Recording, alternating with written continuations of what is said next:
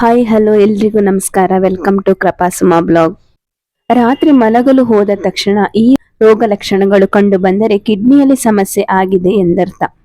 ಮಾನವನ ದೇಹದಿಂದ ಬೇಡದ ತ್ಯಾಜ್ಯಗಳನ್ನು ಮೂತ್ರದ ಮೂಲಕ ಹೊರಗೆ ಹಾಕುವ ಕೆಲಸವನ್ನು ಕಿಡ್ನಿ ಮಾಡುತ್ತವೆ. ಇದರ ಜೊತೆಗೆ ರಕ್ತದಲ್ಲಿನ ಕಲ್ಮಶವನ್ನು ಶೋಧಿಸುವ ಕೆಲಸವನ್ನೂ ಕೂಡ ಅಚ್ಚುಕಟ್ಟಾಗಿ ನೆರವೇರಿಸುತ್ತದೆ. ಒಂದು ವೇಳೆ ಈ ಪ್ರಕ್ರಿಯೆ ಸರಿಯಾಗಿ ನಡೆಯದೇ ಇದ್ದರೆ ಕಿಡ್ನಿಯಲ್ಲಿ ಸಮಸ್ಯೆ ಆಗಿದೆ ಎಂದರ್ಥ. ನಮ್ಮ ದೇಹದಲ್ಲಿ ಕಂಡುಬರುವ ಬೇಡದ ತ್ಯಾಜ್ಯಗಳನ್ನು ಮೂತ್ರದ ಮೂಲಕ ಹೊರಹಾಕುವಲ್ಲಿ ಕಿಡ್ನಿಗಳ ಅಥವಾ ಮೂತ್ರಪಿಂಡಗಳ ಪಾತ್ರ ಬಹಳ ದೊಡ್ಡದು.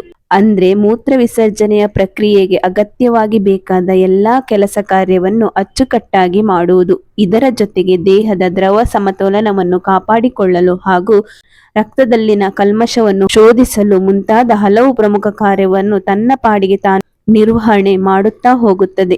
ಒಂದು ವೇಳೆ ಈ ಪ್ರಕ್ರಿಯೆಯಲ್ಲಿ ಏರುಪೇರು ಕಾಣಿಸಿಕೊಂಡರೆ ಇದರ ನೇರ ಪರಿಣಾಮ ದೇಹದ ಪ್ರಮುಖ ಅಂಗಾಂಗಗಳಲ್ಲಿ ಕಾಣಿಸಿಕೊಳ್ಳುತ್ತದೆ. ಅಂದರೆ ಕೈಕಾಲು ಇದ್ದಕ್ಕಿದ್ದಂತೆ ಊದಿಕೊಳ್ಳುವುದು, ಪದೇ ಪದೇ ಮೂತ್ರ ವಿಸರ್ಜನೆಗೆ ಅವಸರವಾಗುವುದು, ಉರಿ ಮೂತ್ರ ಅಥವಾ ನೊರೆ ತುಂಬಿದ ಮೂತ್ರ, ಸುಸ್ತು ಮತ್ತು ಆಯಾಸ ಕಾಣಿಸಿಕೊಳ್ಳುವುದು, ಹೀಗೆ ಅನೇಕ ಸಮಸ್ಯೆಗಳು ಕಂಡುಬರುತ್ತವೆ. ಒಂದು ವೇಳೆ ಇಂತಹ ಲಕ್ಷಣಗಳು ನಿಮ್ಮಲ್ಲಿ ಇದ್ದರೆ ತಕ್ಷಣ ಡಾಕ್ಟರ್ ಬಳಿ ತೋರಿಸಿಕೊಳ್ಳಿ. ಯಾಕೆಂದ್ರೆ ಕಿಡ್ನಿಯಲ್ಲಿ ಸಮಸ್ಯೆ ಕಾಣಿಸಿಕೊಂಡಾಗ ಈ ರೀತಿಯ ಸಮಸ್ಯೆಗಳು ಕಾಣಿಸಿಕೊಳ್ಳುವ ಸಾಧ್ಯತೆ ಹೆಚ್ಚಿರುತ್ತದೆ. ನಮ್ಮ ಕಿಡ್ನಿಗಳು ವಿಫಲವಾಗುತ್ತಿವೆಯೇ ಅಥವಾ ಇಲ್ಲವೇ ಎಂದು ತಿಳಿಯುವುದು ಹೇಗೆ? ಮೂತ್ರಪಿಂಡಗಳು ನೆಫ್ರಾನ್ಗಳು ಎಂಬ ಸಣ್ಣ ಶೋಧಕ ಘಟಕಗಳನ್ನು ಹೊಂದಿರುತ್ತದೆ. ಇವು ಸರಿಯಾಗಿ ಕಾರ್ಯನಿರ್ವಹಿಸದಿದ್ದಾಗ ಮೂತ್ರಪಿಂಡಗಳು ಸರಿಯಾಗಿ ಕಾರ್ಯನಿರ್ವಹಿಸುವುದನ್ನು ನಿಲ್ಲಿಸುತ್ತವೆ. ಇದನ್ನು ವೈದ್ಯಕೀಯವಾಗಿ ನೆಫ್ರೋಸಿಸ್ ಎಂದು ಕರೆಯಲಾಗುತ್ತದೆ.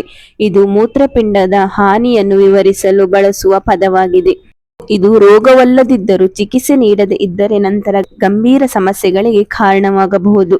ನಮ್ಮ ಕಿಡ್ನಿಯ ಸಾಮರ್ಥ್ಯವನ್ನು ಅಳೆಯಲು ಕಿಡ್ನಿ ಫಂಕ್ಷನ್ ಟೆಸ್ಟ್ ಅನ್ನು ಮಾಡಿಸಿಕೊಳ್ಳುವುದು ಉತ್ತಮ. ಈ ಪರೀಕ್ಷೆಯನ್ನು ಮಾಡಿಸಿಕೊಳ್ಳುವುದರಿಂದ ನಮ್ಮ ಕಿಡ್ನಿಯಲ್ಲಿ ಏನಾದರೂ ಸಮಸ್ಯೆಗಳು ಇದ್ದರೆ ಆರಂಭಿಕ ಹಂತದಲ್ಲಿ ತಿಳಿಯುತ್ತದೆ. ಇದರಿಂದ ಸರಿಯಾದ ಚಿಕಿತ್ಸೆ ಪಡೆದುಕೊಳ್ಳಲು ಸಾಧ್ಯವಾಗುತ್ತದೆ. ಮೂತ್ರಪಿಂಡದಲ್ಲಿ ಏನಾದರೂ ಸಮಸ್ಯೆಗಳೆಂದರೆ ಆರಂಭಿಕ ಲಕ್ಷಣಗಳು ಕಾಣಿಸಿಕೊಳ್ಳುತ್ತವೆ.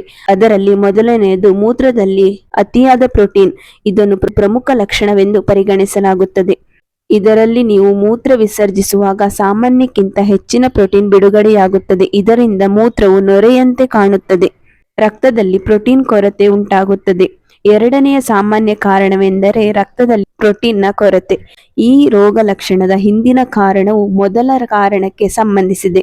ಮೂತ್ರದಲ್ಲಿ ಅತಿಯಾದ ಪ್ರೋಟೀನ್ ಬಿಡುಗಡೆಯಾಗುವುದರಿಂದ ರಕ್ತದಲ್ಲಿ ಪ್ರೋಟೀನ್ ಪ್ರಮಾಣವು ಉಳಿಯುವುದಿಲ್ಲ.